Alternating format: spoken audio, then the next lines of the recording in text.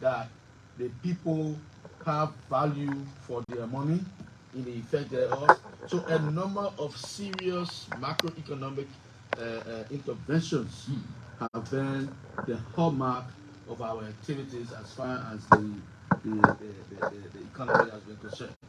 We have taken our time to ensure that the government, even in terms of the exchange rates, I tell you something. There were times in this country, I remember,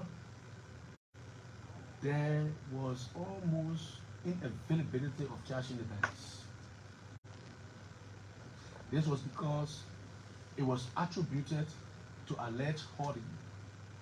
When we say hoarding in economics terms, it means that business people take money, keep the money, put them in safes at private homes, and as a matter of fact, these monies are not circulated in the economy. And this places a serious burden on the local currency, and foreign exchange skyrockets. It goes high. Exchange rate goes high. One of the major interventions we did in that regard, we introduced what we refer to as digital inclusion. Digital inclusion. Digital inclusion. What is that?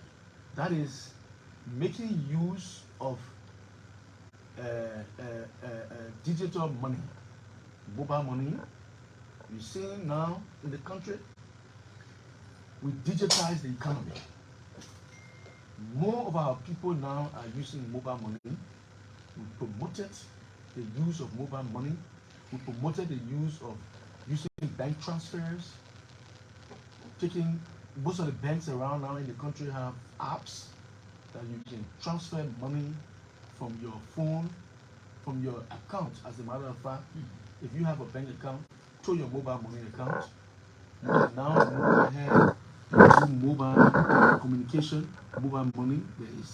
So we say this is a moving towards the world of digital economy, where people are prone not to use a lot of cash in the economy, making the economy almost cashless. This was a major step in ensuring that funds now become available. You can go to the supermarket now and buy commodities out of the supermarket using mobile money, where you necessarily do not have to physically take cash and give to the vendor. Okay. As a matter of fact, this became widely promoted during the COVID time. You remember, during the COVID time, there was preventions of people shaking hands. As a matter of fact, monies, just by using the paper money, you could contract COVID. So there became a widely used digital money in the economy, and people are getting very used to it.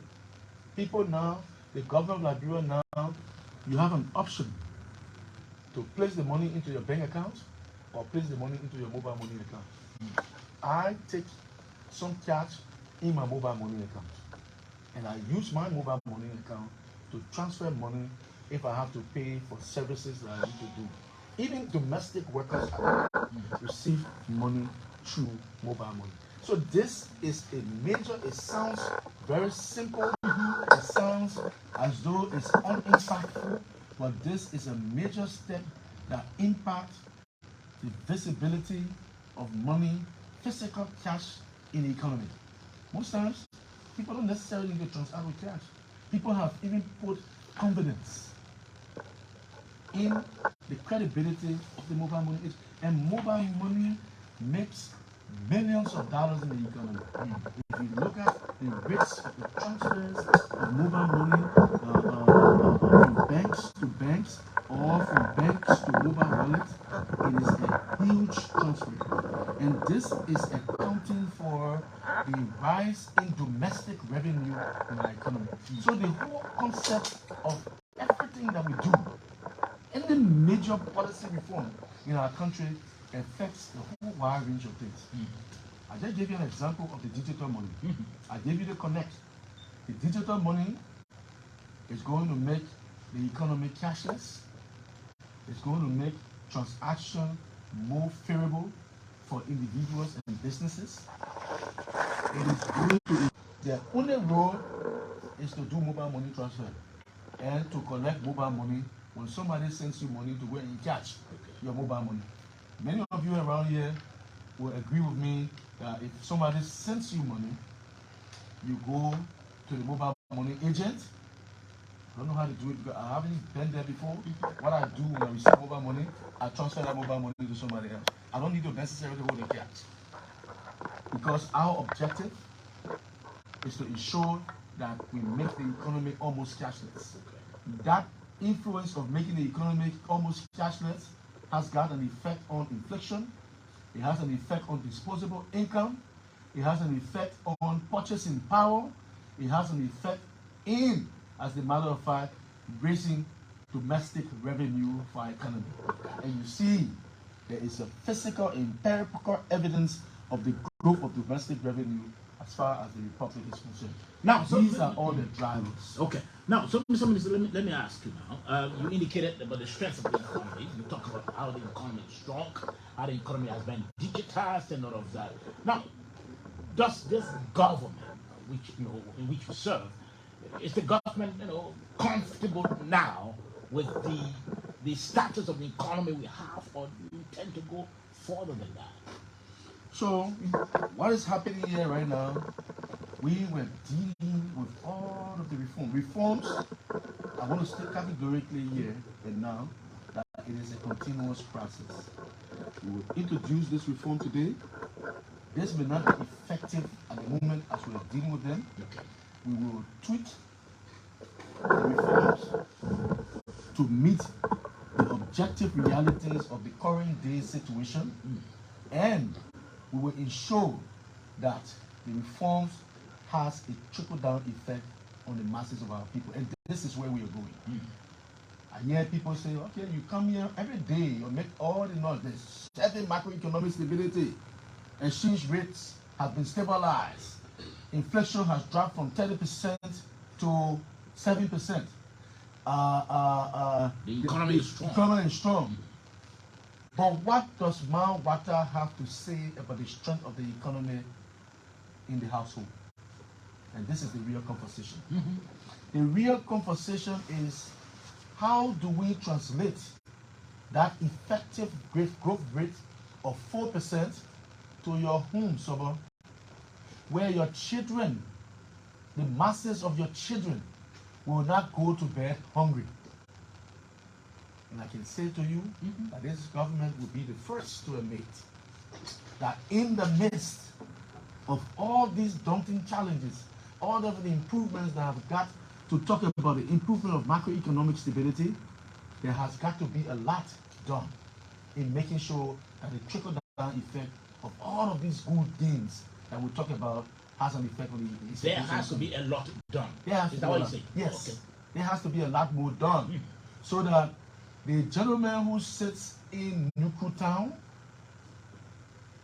who is not employed, be it a permanent employment or be it a temporary skilled employment, that gives him resources, that is able to allow his disposable income, his salary or remuneration he gets from doing any piece of job to feed his family at home, to take his children to school.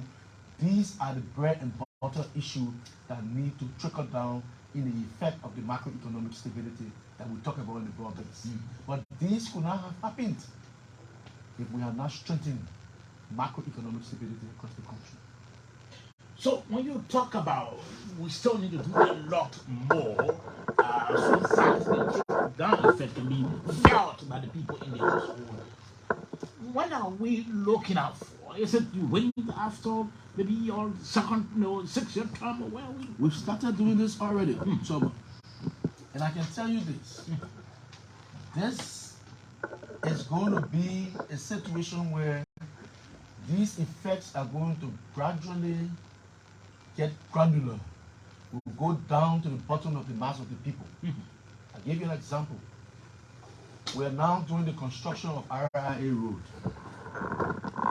There is a contractor on the road. That contractor is subcontracting a number of other people to do the work.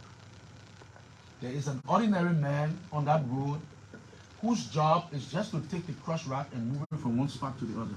It's paid on a daily basis.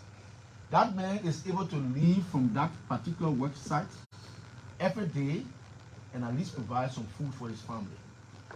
That man is able, because of the kind of work he does, he's able to have an education, maybe for a vocational skill training program. Yesterday, I served as the keynote speaker representing the President of the Republic of Liberia at the Munantech Vocational School, a vocational school that is owned and operated by the Congress of Democratic Change. The CDC is the only political party in this country that has a vocational school. No other political party has that. And yesterday was a mark of 1 year of operation of that school. And that school put up 1,200 graduates in different areas: tailoring, electricity, mechanics, you name it, I will not remember all. And I serve as the chairman of the board of that vocational school. The school is free. We have a situation where students come to that campus, they come to school free, they are offered skill training. Now these people, 1,000 people have, 1,200 people have graduated. They need to work. They are now trooping into the society. Some of them are going to work on construction sites.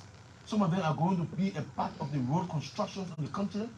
Some of them are going to, so TVET education is a major strive that boosts economic growth, that strengthens macroeconomic stability.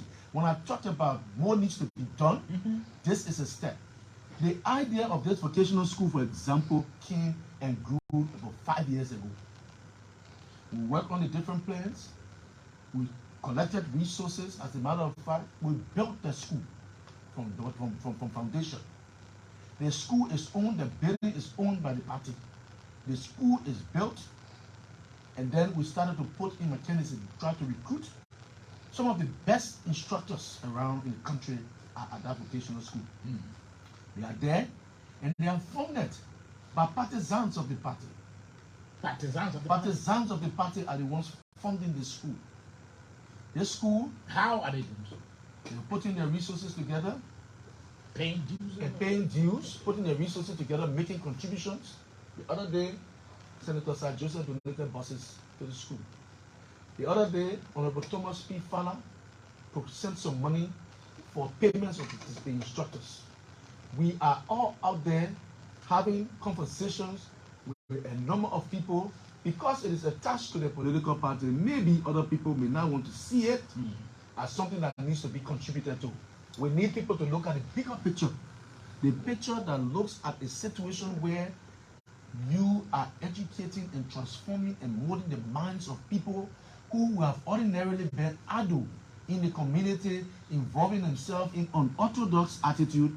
They are now being rehabilitated through vocational skill training programs. Our people are comfortable. When I sat in the hall yesterday, I became unwavered.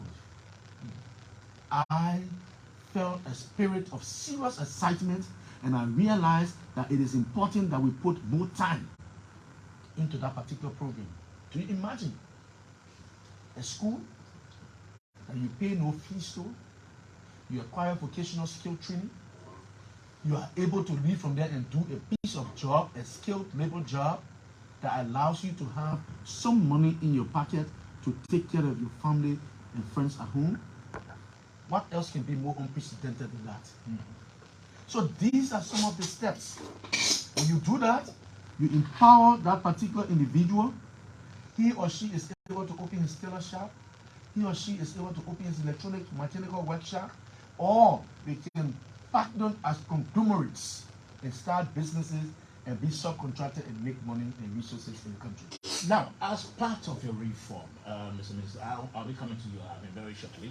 But as part of your reform, Mr. Minister, I know the government alone cannot do it. You need a private sector as well. Were you able to put in place any sort of interventions in ensuring that you partner with the private sector well to also strengthen the economy? Sure. We have a strong business partnership arrangement with the partner. We talked to the Liberia Business Association. We talked to the Liberia Chambers of Commerce. And we have a number of good work relationship with these different serious-minded individuals, as a matter of fact. So there is an opportunity. The government of Liberia has provided macro loans to small business people. The president made that pronouncement. These are being implemented as a matter of fact. This is another announcement of some of the steps that should be taken so that man matter or man water so don't forget now, we finished with at least we've stabilized the macroeconomic stability of the country. We have a foundation that we have to hold very tightly, and we're moving now into the trenches of the communities. We're moving now in picking highlights projects that will have direct impact on the lives of the people. If you brought in macro loan today, you are empowering that market woman to open her market. She is paying taxes to the government of Liberia. She has gone to register her business at the Liberia Business Registry, and the government is receiving income as it relates to that. That investment has a return. The return on that investment is the ability for that market woman to announce success in her own market environment. The source and the source of funding of that market, the principal amount, once she's able to pay back the macro loan, that amount becomes almost like a revolving fund, and that fund is used for another market woman somewhere else. And as it grows gradually, you will have then realized that over the particular period of time, you have catered to more than 5,000 market people in the country. That is what we refer to as PROPO. Our government is PROPO. We are looking at trying to impact the lives of the people. Somebody will say, well, you're talking all of these things. There are still some people who have not had the impact of this. Yes, it's true. We are penetrating the society and moving to the mass base of our people, and we are doing intervention intermittently and as the resources can provide us the opportunity to. Now let's look at the area of an investment, Mr. Minister. I know your government continues to come under these sort of public criticism that much you've done in the area of investment, that many investors we do have in the country. How do you react to that? That information is not true. And the last time we made these pronouncements very clear. And I will do that here again today. So, we have made serious impact on investment in the country. I'll give you an example.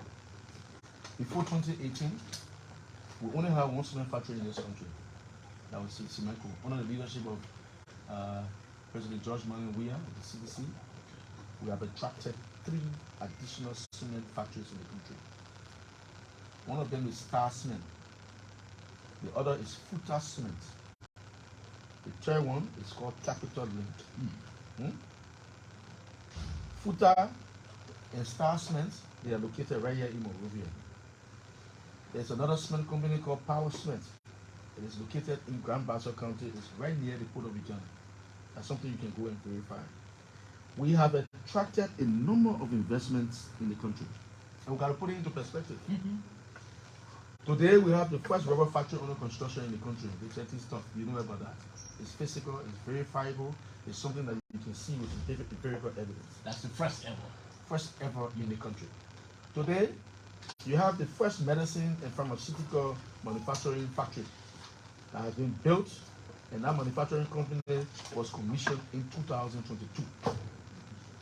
Today, we have the first commercial poultry that is built and operationalized in Bomi County. And I will go on and on. To say that we have had no investment in this country, it is nothing but trying to undermine and misrepresent the facts.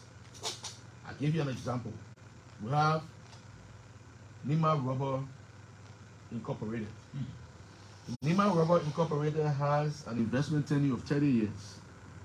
Nima Rubber was signed in 2019. Nima Rubber is located in Nima County. And Nima Rubber, the size of that investment is $9.8 million. That investment is producing over 300 jobs. That signing was ratified by the national legislature. Are we there? Mm-hmm. I will give you another one. Sifka. Golden Sifka. Mm-hmm. So Golden Sifka has a tenure of 28 years. It was signed and ratified by the National Legislature in 2019. It is located in Maryland County, and that investment has 34 million. That's the size of that investment.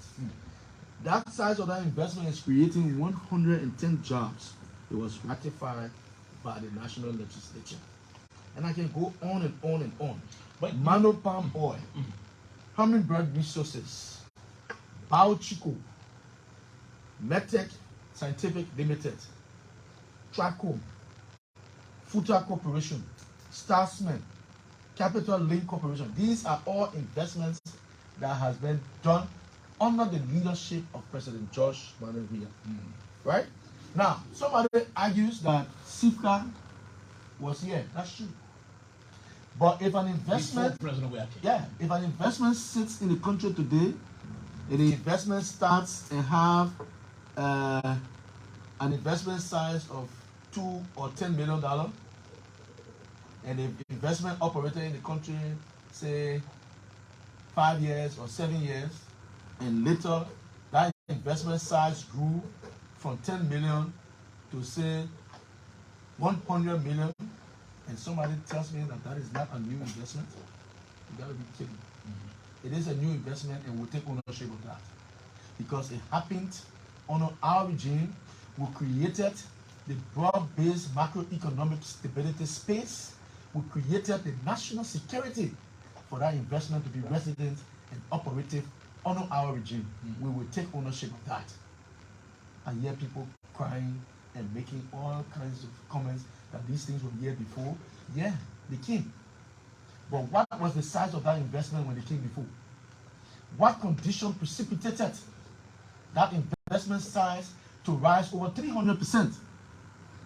This is the conditions that we created as a responsible government in the country. Now, when somebody wants to take credit for it, no, we will take the credits. Okay. Now, when you are listing other investments in the country, attach the number of people that employed so far, but I didn't hear you talking about the number of individuals employed, especially about those senior factories in making refrigerators. Well, I was saying the whole list. I gave you Starsman, for instance, right?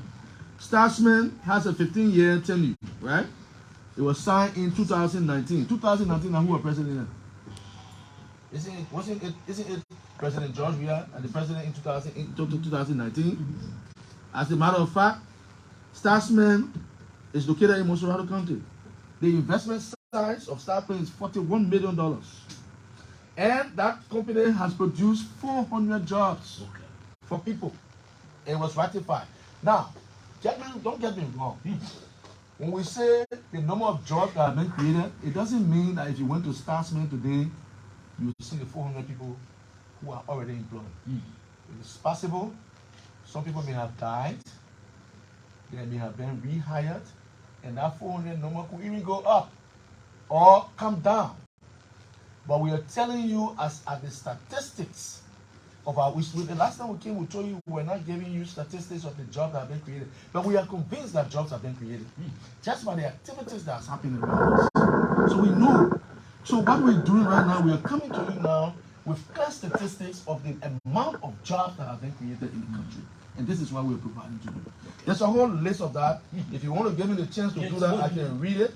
Or I can send the list to you. You can send the list to me so and you can independently verify this list. Okay.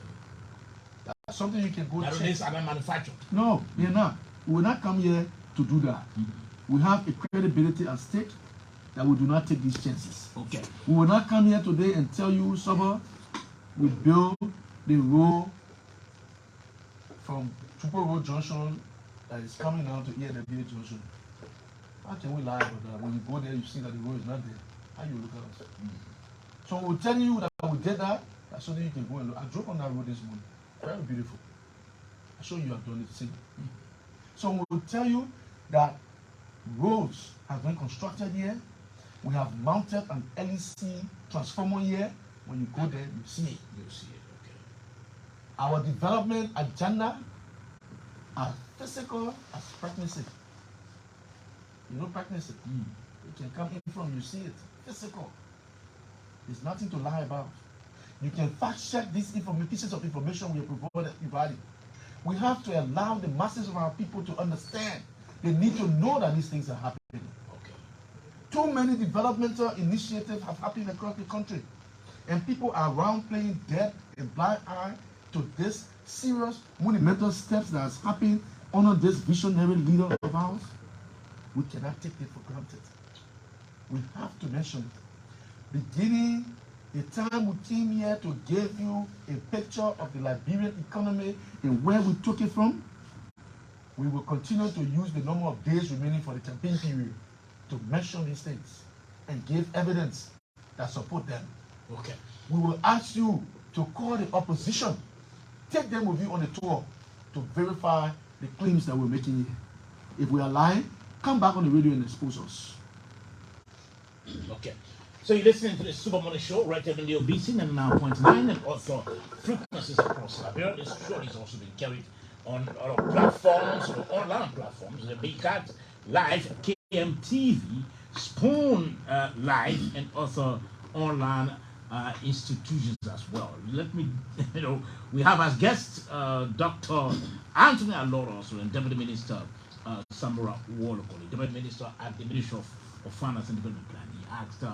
He asked his partisan as well, Alvin Weese, to also join. So Alvin, let me ask you, relative to youth development, all of these administrations, how much interventions the young people are asking because you fall in the country?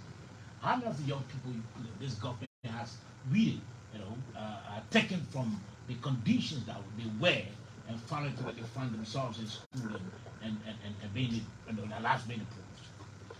Well, I think let me appreciate veteran pieces.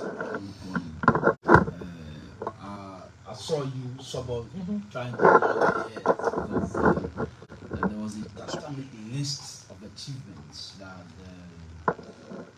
Samora tried to tell you the enormous contribution, intervention President William made, particular evolution of reference to the economy. He was clear on that you cannot have a viable economic infrastructure precisely the edifice of the economy if there's no solid economic foundation.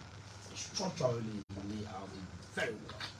So you ask the question about Youth development. You know very well that President William Propo Agenda for Prosperity and Development is centralized on the youth development approach, power to the people. And power to the people cannot be in the absence of providing opportunities for the masses of our people, particularly the young people. In revolution, it says that when any revolution that does not provide opportunities for the masses of the people is the devil's gate. This government has been able to redirect the development opportunities to giving it as a first preference, a priority to the young people in the country. So I look at the Ministry of Youth Sports, for example. There's a program under the Ministry of Youth Sports by Samora talked about the TVET program. That program has been a very powerful instrument to mobilizing the potential of young people in terms of how they can get different things and skills, vocational education to build their productive capacity so that they can be able to form part of the labor market. But also, what President William has been able to do for the young people is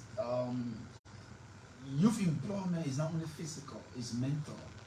So we look at education, for example, talking about college education. First of all, empowerment starts building the capacity and demands of the generation. If you want to have the next engineers, medical doctors, the next soldiers, agriculturists, the next chemists and botanists, people that were supposed to make the economy work. If you don't provide a viable educational platform for them to build their capacities and provide fundamental orientation for how they see society in terms of contributing towards societal growth, then it's a problem. So President, we have understood that very well. So all over the country, for example, we say let's have free education being declared free, and not only that, let's also create opportunity for young people in the private sector. How do we create opportunities, like you say, in the private sector? Those you see at these various areas building the roads, right? You see them contributing their services and providing other support towards the reconstruction and rehabilitation of some of these roads across the land of this country. These people who are also aiding and helping in that regard as young people, they are also given opportunities for employment, and they are also being given space to form part of the labor market of our country. So basically, if you look at youth development across everyone talking about the government, and for the first time you see an avalanche of young people participation in terms of national decision making process in our country. That has not been that has not been solicited before in our country's history. So you know that young people were only good beyond using human worker and elections and as mere protesters.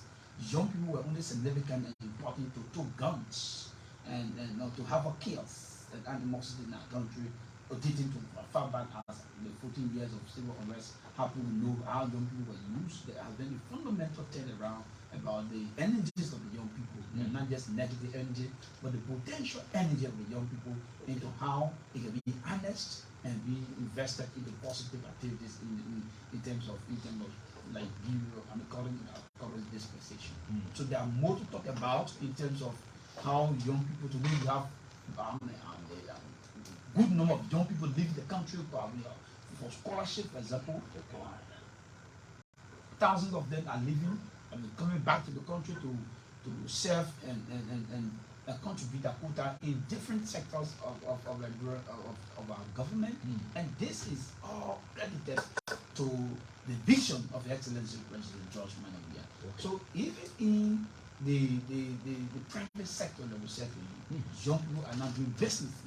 See, today most of the stores, most of the shops, even I do agriculture. I'm Assistant Minister for Regional Development Research and Extension at the Ministry of Agriculture.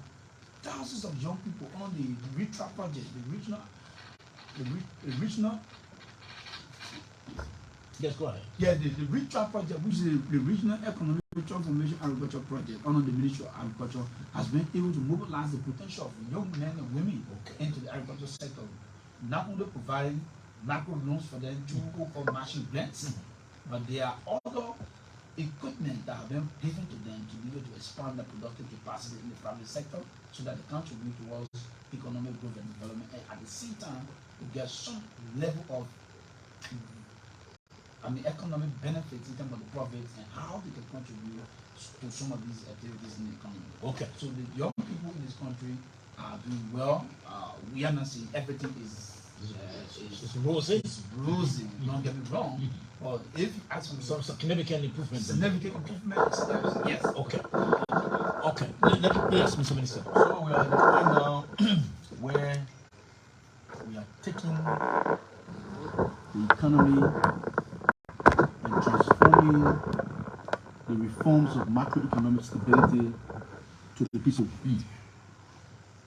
Serious-minded economic researchers have determined that Liberia major strive to serious economic rebound in this country has got to do with binding constraints. And those two binding constraints are roads and electricity. Once you solve the problems of the roads and electricity in this country, the economy will begin to show semblance of rebound. Today, we need to understand that the lack of electricity affects economic activities and development in the country. But the improvements that we have made in ensuring that there has been an expansion of electricity and a spur of electricity to boost economic activities, we already have existing businesses that are experiencing benefits from stable electricity in the country. For example, those people who are sitting, the young people who opening barber shops, who are doing installation of ACs and all those kinds of stuff, even at ELBC, I'm sure right now is LEC power and so on. Right? This is a major step that will ensure that there becomes a balanced economy. The lack of electricity and stable electricity for that matter, it basically affects the flow of investment in the economy. And once that happens, you see ELBC moving expansion all into the different areas. The last time I was here with the MD of LEC, he talked lengthily about the activity. They're not going to drag you and board you into that. Sure. The governor of Liberia has been giving funding to LEC. The question is, do we continue to keep putting money into LEC? Way back 5, 6 years ago, 7, 8, 9 years ago, over the last 12 years, there has been serious resources put into Liberia Electricity Corporation. The question is, do we still continue on that path? Or do we now take LEC in an environment where LEC will now be self-sustainable and become a situation where LEC now tries to contribute to the national budget? We've done an assessment. We have realized that LEC will be a cash cow. Nobody in this country will want his electricity power to go off. He will buy. LEC is like putting scratch card on your phone, like having your phone and there's units. You want to get the internet, you want to get that service. Sure. You will plan for that. If you pay $5, you have to pay on a monthly basis or on a weekly basis. You do that. People will buy it. LEC will now become a cash cow. But the point is, when does that happen? Because way back, you're just putting money into LEC, just putting money into LEC, and nothing happening, nothing substantial happening. Today, we can see physical evidence of the expansion of electricity all in the country, battering with power theft, and all of these kinds of situations that may exist in an environment. We still have this situation. So we have gone on a spree of massive expansion of electricity in the country where electricity is available. This is what we're doing. Now, I'll be opening the lines very shortly, but just two questions. First, let me ask, what is the secret? Because if my memory can serve me right, past administrations struggle with the issue of salary payment. What is the secret behind this administration being correct? Because I haven't heard that the month ended and it took 2-3 months and civil servants didn't get their salaries. What's the secret here? So we had a number of situations in Samora. I explained to you the last time I was here on the challenges we face in the country. You need to understand, I hear people making all kinds of comments around the country. They are suggesting that we added people on the salary, on the payroll, we increase the payroll. You need to know, we met a payroll of 67,000 people. Now the payroll is around 70,000. 67, 70,000. Just 3,000. And then people are saying that we did payroll party. Are you kidding me? We have a situation where the United Party took the payroll from about 28,000 people in 2009 to 68,000 people in 2017. Who did payroll party? Who increased that burden? And of that payroll we're talking about, you need to understand, Sober, that payroll we're talking about, they are not a full disclosure of a collapse of the government payroll. What do I mean? They have some people on special allowance, maybe about 25,000 of them on special allowance. And we have the regular 40-some motor, the differential between 67 and 25,000. That differential, you had that number of people on the actual civil service payroll. So these 68,000, 67,000 people, excuse me. Sorry, Let me. You listen to the SMS representing your BC 99 and other frequencies across our dear and beloved country. This program is being carried by Make It Live on its online platform, UK TV, Spoon TV, and other online across the entire country. Yes, sir. Thank you. These 28,000 people, They took the payroll from 28,000 people in 2009 to 67,000 people in 2017. A wage bill rise up to 100 million. From 100 million straight to 290 million annually. The United Party wage system had no structure and was fundamentally unfair. As a matter of fact, one secretary in the United Party government was making $300, while another secretary who related to that particular minister made $1,500. You see the disparity? Very huge. President, we have destroyed that unfairness and brought salary within equitable range based on skill, experience, and qualification. This is what we did. This is the backing and the substantial amount of what we refer to as the harmonization. And today, I will wait for the cause. I will wait for the cause. Let one civil servant call and speak about the harmonization. And that way, in this case, I want us to be very fair. So I will ask them for the payroll number, ask them for the national identification number. We have the information, we'll tell you whether that person is a civil servant or not. Most of the people who call on the radio here, they are not civil servants. They talk into the matters of what they do not understand. They spew lies and gossips and make the public to believe that something has been fundamentally wrong about the system we have in place. So when they call, you have to challenge them because they have to have a standing to deal with this particular matter. For somebody to call and talk about civil service, you gotta be civil servant. You can't be civil. Somebody said, now you're not working for government, you call and talk about civil servant matter, as a matter of fact. Because you have not been directly affected by the claims you're making. And we are saying the strategies towards this thing, and interestingly, when these people were in power, they used to borrow money from the central bank to pay salary. We don't. The president in 2019, I think 2018, towards the end of 2018, announced that no more the government will borrow from the central bank. You remember that pronouncement, right? On the IMF program, we do not borrow from the central bank. We do sustainable borrowings.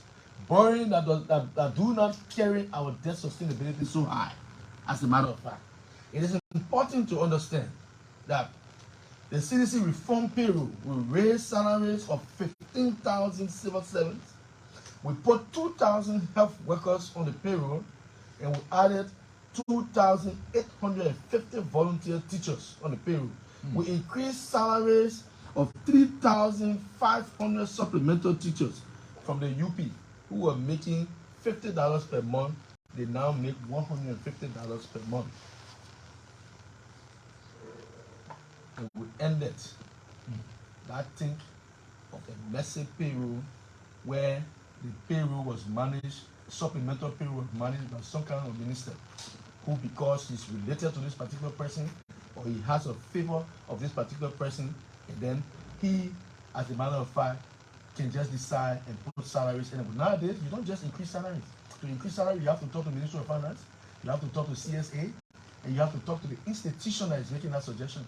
And it has to be reviewed and scrutinized. And I can tell you, I who sit before you, I play a major role in the scrutinization or the scrutiny of that particular salary situation.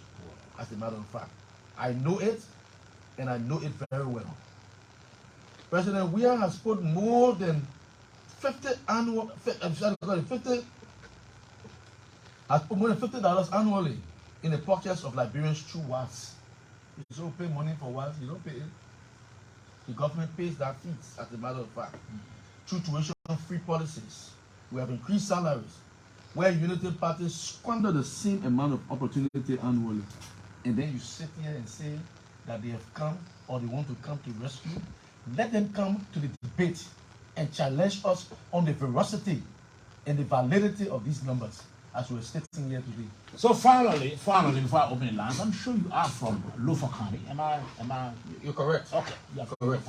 Very correct. And there are concerns, in fact, from that county, since the leaked audio came up concerning Senator Prince Johnson, in which he was indicating that they are supporting Boyka because Boyka is old, he can run this country, and Kun will eventually become the president then when Boyka is.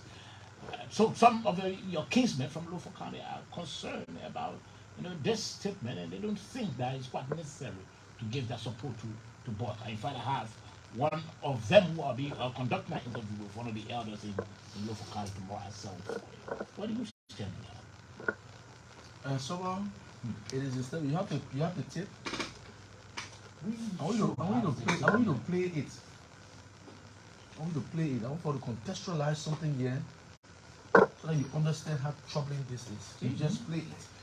Let's try to see what we can pull it out quickly. But in the meantime, you can be, It is very troubling. Trying to pull it out to see what we can get it quickly. To play the tape concerning Prince Johnson. It is very troubling. We all know the history of Senator Johnson. We know his history of what is. We know what he's capable of doing. And we know his ability as far as militancy is concerned and rebel activities are concerned in this country. We know it. For Senator Johnson to mention publicly that he did a lot of work, sleepless nights he spent to ensure that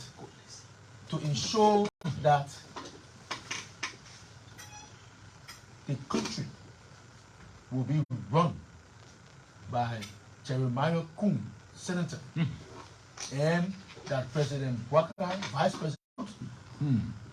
And we all know the influence Senator Johnson has on Senator Kun. It means indirectly that this country is going to be run by Senator Johnson. It means that we will have Vice President Waka, who will be sitting as President of the Republic of Liberia, God forbid, and the country will be run by a de facto president in Prince Johnson. It's not, this thing is bigger than Jeremiah Kun. It's serious. And Liberians should decry this situation. This is troubling, and the international community needs to pay some attention to this. Okay, let me see what I put in. Let's see what my producer did that. So let's listen. Listen to that. I want you to be careful. We are fighting for Nima County to take the lead, and Nima will win in the name of Jesus. Answer with us, Babylon with us, Woman with us, Lofa with us, Mount County with us. What is your problem? Then you on the radio on me. Hey, my brother, what I do? Change. Because you have known your voice cannot cover the whole Bereke. We're fighting for you. It goes our mama. Nimba will win at the whole patrol. We are fighting for you. We're begging you people. If you make them a disgrace, it will be good for you. When you turn to them against our prayer for you to produce vice president, the woman is old. It takes to be vice president. Okay, I'm sure you heard it now. The United Party is us for serious desperation. You are so desperate.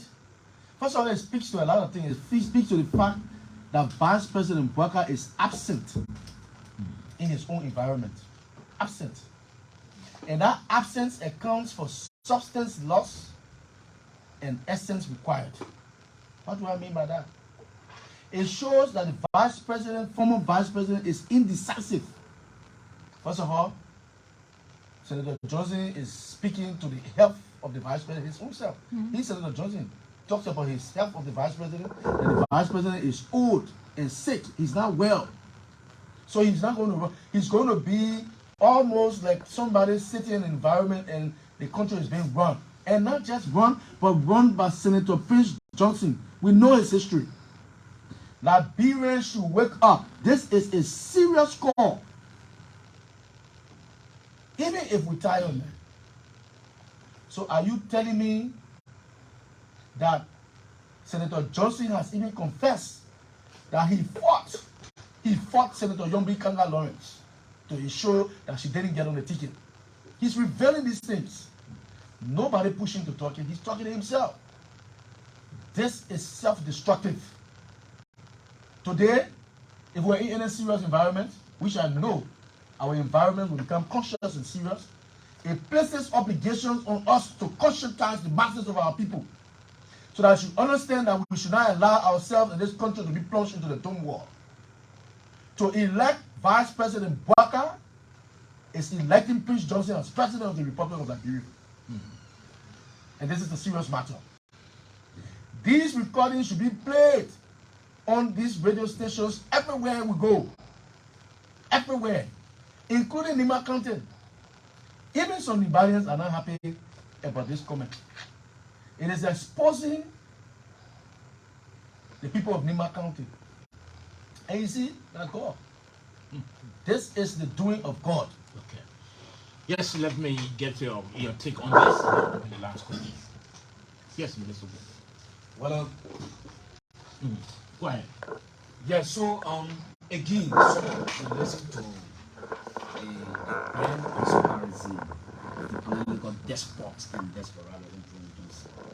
Like we said to you, those who make peaceful revolution impossible, to make attempts to make violent revolution possible.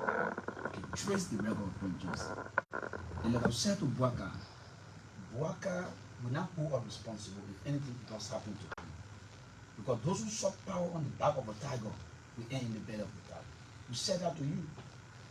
That when you surround yourself with dangerous mafias, Prince Johnson is the last mafia on the continent. I mean, Thomas Sankara campaign. I mean, do you remember to Thomas Sankara? Do you remember the revolutionary Thomas Sankara? We are saying to you, and we are calling on the people of Nima County, the conscious people, the hospitable people, the peace and loving people of Nima County, to distance themselves. They are listening as I speak to you. The people are not happy with the comment Prince Johnson is making.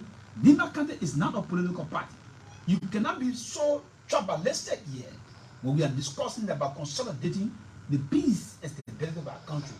If you have not worked it for 18 years to secure the confidence of the masses of the people in Nima County, you cannot use, trying to jeopardize the peace and security of our country. So the threat on the life, well, somebody said, what concerns the CDC? We are concerned about the threats on the life of the former vice president of the country. Because come October 10, when President Weah shall be re-elected, we are asking that the former vice president will be in attendance of the inaugural ceremony. So for President Johnson to say on the public radio, don't forget, he was publicly seen before. You know what happened anytime it comes to the presidency. You know what happens. We don't want to go back to the 1980s. Okay. So we're saying to you that the party has to be very careful. Okay. The party is very hard job. So let's want to open the lounge quickly.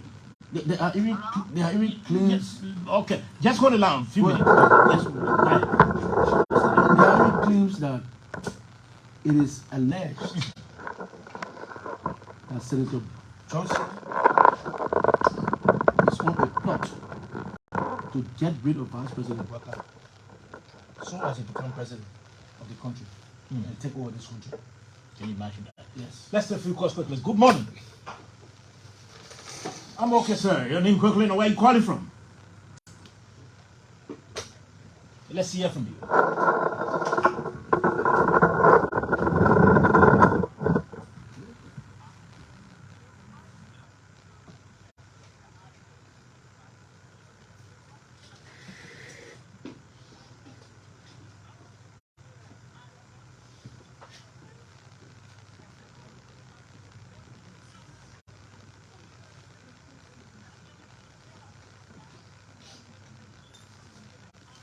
Okay.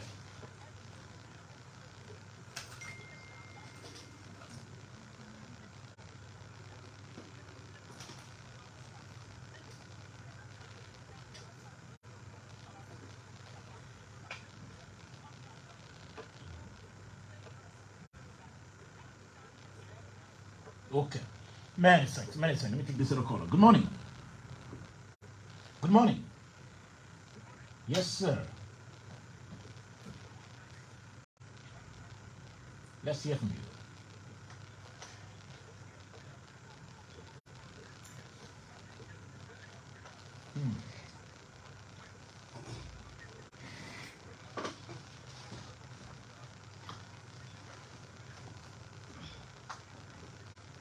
Okay, many things. Let's try to take this call off quickly. Good morning. Okay.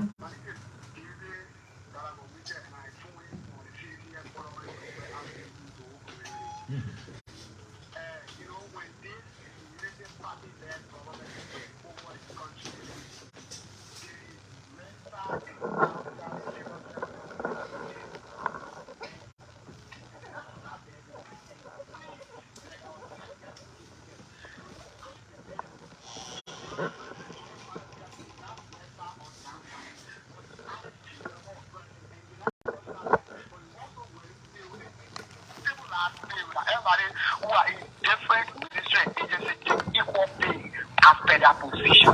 And lastly, people should not take a statement of Senator Johnson lightly. What Senator Johnson is saying is something that has been planned, it's something that has been calculated.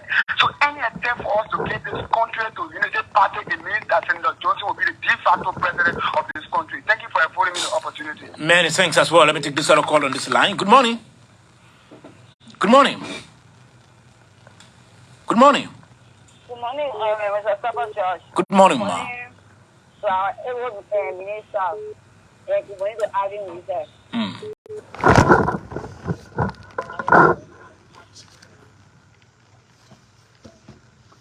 Yes, go ahead.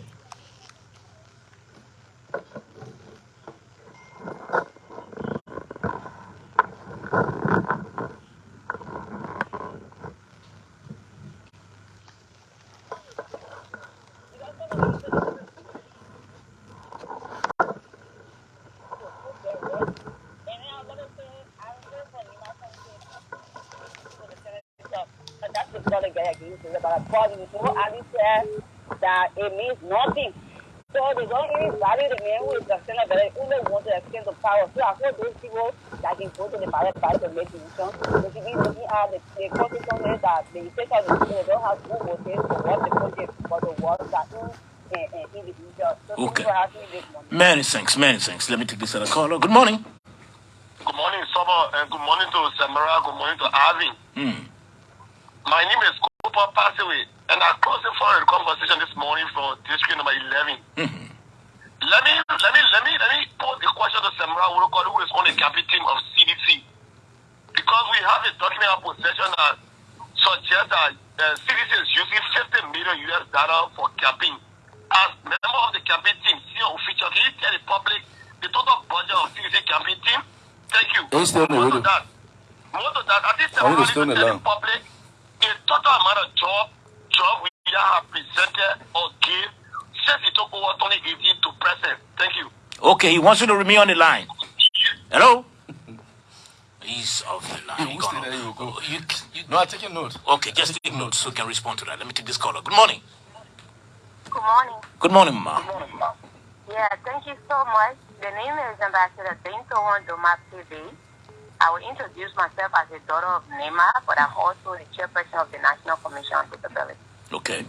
I want to say a very big thank you to Honorable Wolokolie and for my Arvin for the presentation as it relates to the level of impact and the level of what the government has done when it comes to the economic sector. My concern is very due to the statement by Senator Johnson. And that statement, again, my name is Dinto. I come from Mugeri Women. No? I shared this on the radio when Nima Fowia visited the home of Senator Johnson when we were unaffected towards the Nimba. And when I came on the radio, I said it. Our people from Nima said to me I was divided and that we were not saying the truth until today the evidence is out. That was the first thing they told our people in our dialect. And one of the reasons they are campaigning Mano and Gio and not in English is because of the negative information they are giving. So when we got to Nyautia place, the people started telling us, but you don't want the presidency. The man is saying that we are about to ascend to the presidency. So how y'all will say we will not vote the man when we need to go. So I said, our presidency cannot be tied to somebody's life. If something happened tomorrow, they will say, Nima people kill Mr. Bwaka. So all we would do is, let's give the president his second term. If Nimbaya wants to go to the presidency, we register as candidate for the presidency, and then we'll be able to campaign by lobbying with the county and see, or if we support the president, we can tell the president 2029, we want you to work along with our country so that some of our sons and daughters can attend, and not that. So this is the reason why all of the auxiliaries in Lima and all of the team we are working with, we've been going through the 782 towns of Lima to tell our people this is wrong, this is devilish, this is negative, and we don't support it. Thank you, and thank you so much. Many thanks, many thanks, many thanks. Good morning. I'll take on the 3 or 4 more calls and I'll wrap it up. Good morning. Good morning. Good morning, sir. Yes, good morning, sir. Yeah, for all who follow the there is a place saying that where we use a local route to get to the southeast. So we want for our people that in the studio there to also debunk that statement, because as we listen to someone that Georgia may not use the country sharp, or rather we will use Africa to get to the southeast so that they can want to kill that on the media. God bless. Many thanks. I'll take another one quickly. Good morning. Good morning. Hello. Good morning, Sabaja. Yes, Mama. Good morning, Sabaja. Yes, Mama. Good morning, Sabaja. Yes, good morning. Go right ahead. Yeah, Sabaja, there is now original door, the president of Chicken Soup Factory. Okay. Yeah, Sabaja, first of all, I want to tell you thank you. I want to tell people. They want to pour the Nibaria into problem. That's why you see that they are saying, and pre-judging is saying those things. Pre-judging don't mean well for the Nibarian. So I want to tell the Nibarian, you open your eyes. You may not be misled, you may not be fooled. Pre-judging again that pour Nibaria into problem. Pre-judging that brought the straight into the Nibar people. You may not listen to him. You do whatever thing the person you think you can vote for to elaborate Nibar that the person you will vote for. You will not listen to pre-judging. Pre-judging is a big killer. Okay, it's okay. It's okay. Let's leave it at that. Let's leave it at that. Let me take this call. Good morning. Good morning. Yes, good morning. Yes, okay. Let me say thank you to your studio guests. Okay. Hello. Yes, go ahead. Yeah, okay. So I'm Dennis G. We are calling from Peace Island, a proud son of Maryland County. I Okay. work with the National Identification Registry. Sometime 2018, I was assigned in PZ to enroll the entire government employees there. I received a payroll of 1,500 employees. Guess what? I was only able to enroll 600 of our 1,500 employees that were on the payroll. And that payroll was inherited by this government. Where the balance came up these, all of those numbers were ghosts. I then moved to internal affairs. Could you imagine someone of that God saw a name on the payroll and began to cry? And when I asked him, he said, you see the name here? This man is sitting in America 2 years ago, but he received $5,000 every month. So if this government did well to scrutinize the payroll, why can we not understand these things that this government means well for the people?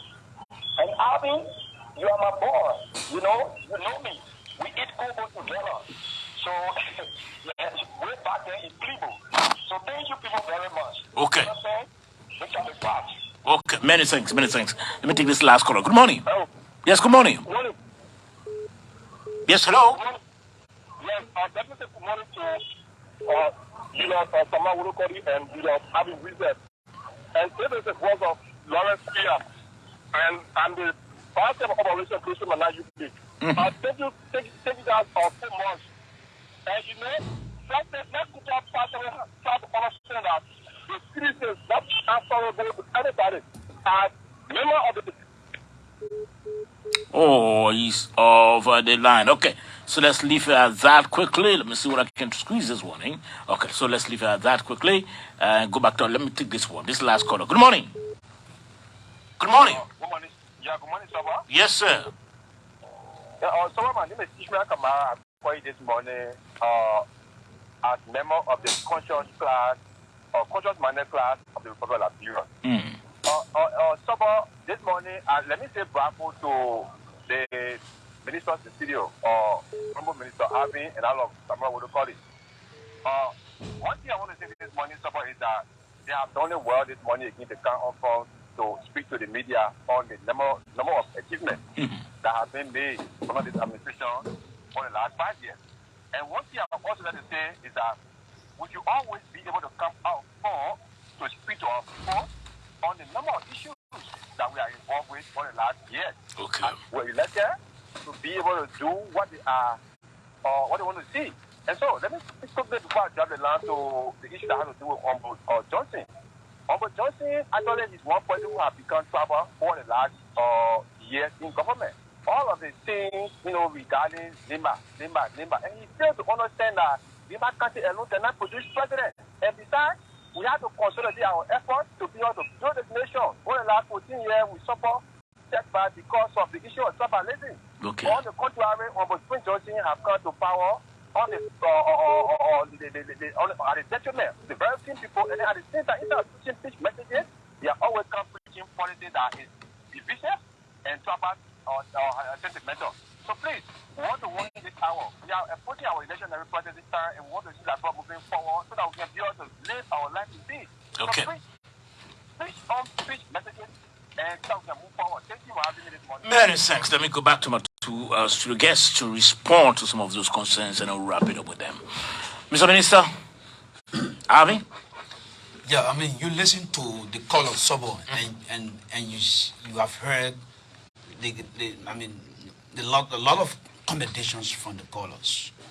All we want to say to you, I listened to one of the boys from the Unity Party trying to question the CDC's campaign activities across. I think it is a diversionary tactic. We have said to you over and over that your secret Russian agents that you brought in the country has told the Unity Party that the CDC is in charge in terms of the current statistics from the voter perception index and survey conducted as far as the record is concerned that the CDC is going to win these elections on the first ballot. The next thing is, Sobo, the CDC, when it comes to raw commitment and support base across the land of this country, has never used money for politics. The party has been supported on dollar rally. The electrifying enthusiasm and momentum from the partisans from 2004 to 2017, now to 2023, it tells you that our partisans, our support base is organic, is authentic, and that's why we are the biggest revolutionary independence grassroots movement across the land of this country. Today, you can see the wave of young people, including first-time voters championing their own destiny. They are the authentic carriers of their own democratic rights, with particular reference to the free work payment and free education across the level of this country. So the issue about this diversionary tactic is not going to work. The Unity parties must now increase their security. And that's what we are saying to you.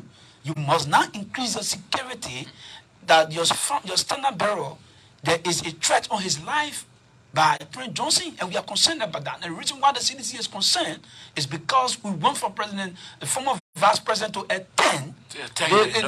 Yes, and we are key on that. The CDC is fundamentally key on the security of the former vice president, as much as he will be retired come October 10 this year. Equally so, we want to see him in attendance. And quickly, we are also saying to the people of Nima County that Prince Johnson is cleverly trying to use the war politics, the war drum, to reflect you on the days of the 1980s. That is the only way he can survive in the political sphere of our politics, using classes. So we are calling Nigerians to distance themselves, and that is an ill representation of the people of Nima County. Is divisive, and is only intended to fill his full senatorial bay in Nimakan. He thinks by doing so that Nimakan will produce a president is rallying the base and sack the conscience of the people, but the people are too smart this time around. That's why Roland Duo, as I speak to him, is a former senator. So he thinks that he can use political raptures and the world politics to troop away. So leave it at that. You spoke already. Let's hear from Mr. Minister quickly. Yes. Thank you, Samora. The quarter asked me to repeat that number about where the period was met. So in 2009, United Party moved the payroll from 28,000 to 67,000 people in 2017. We met the payroll at 67,000, and now the payroll stands at 70,000.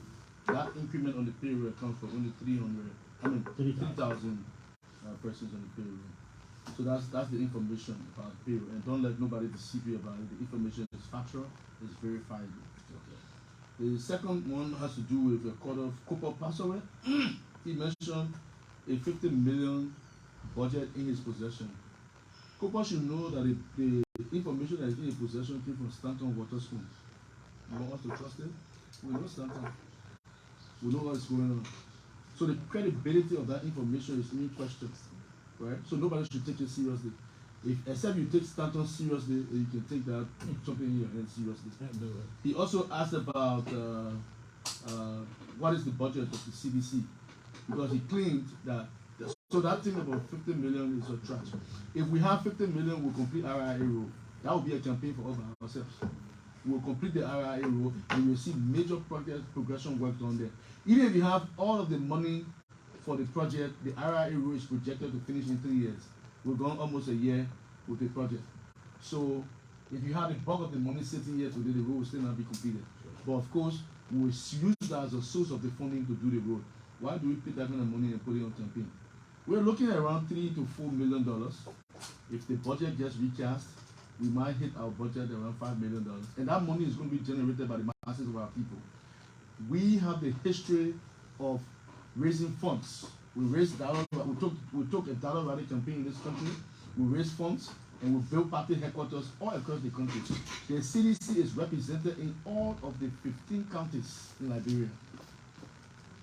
So we will raise money, and we have been raising money for our political party on our own merits. Okay. So we don't need to do those things. So those are all propaganda. We understand that propaganda mission very well.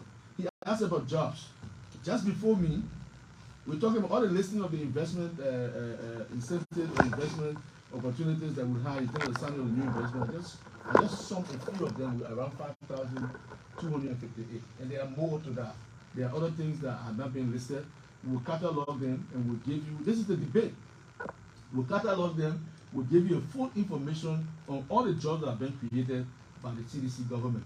And we'll match that job, we'll go back to check your record. We don't even know whether you have some, but we'll check and see how much jobs have been created by how many jobs were created by the United Party. I expect attacks, I expect verbal attacks, I expect all kinds of attacks, from the United Party. I understand that very well. And they know me. I'm prepared for it. So as a matter of fact, we will take the debate to the doorsteps. They need to understand, and what the United Party basically is doing, they're doing the last kick of a dying house. They're going to lose the elections. President Baka is unfit to lead this country. He has demonstrated that. We see him being flown out. What he did, and I can say this, if anything happens to my uncle, I will hold Mo Ali, Martin Colley, Miata Famule, what the other person name? The chairman, the chairman of the United Party, Without Tappet, will hold all of them responsible. Because family members are complaining now about the way they are overstressing the vice president. You realize that just the other day, before the vice president was caught at the RIA airport running away, so money to go for medical treatment, we saw that 3 days before them, they had the old man in the ring. And they know that he's not supposed to go on the ring. They know that they know very well that based on the different reports that have come, they know, and they know we know, he is not supposed to go on the ring. He's not supposed to be beaten by ring. I'm not saying he can't take bath because he will go to the bathroom. And so I'm talking about ring. There's a difference between the water that comes from from the heavens and touches on you, and that of one uses lukewarm water, and they have to hit the water to take. So you don't put the old man under the rain. They know that he's not supposed to go under the rain. They know that certain gadgets are not supposed to be around him. Somebody who carries a pacemaker, read about pacemaker. And then we said, we're in sympathy with the help of the vice president, right? And there's no reason for people to lie about the vice president's illness. President Buhari was president of Nigeria. Every time he was sick, he announced to the Nigerian people that he's going for treatment. Why should Vice President Baka be running away to go for treatment and hiding about his illness? When illness is like pregnancy, you will see it when it's happening. So people should start. When they continue to do these things, then it shows that all the revealing plots that's happening across the country is just becoming revealing. The statement from Senator Prince Johnson about the vice president, the actions of Mo Ali and others to take the old man and put him under the ring and get right after the old man campaign, 3 days he got sick. He had to run, go back. He has come back again. Yesterday I heard they put him outside again. They need to stop it.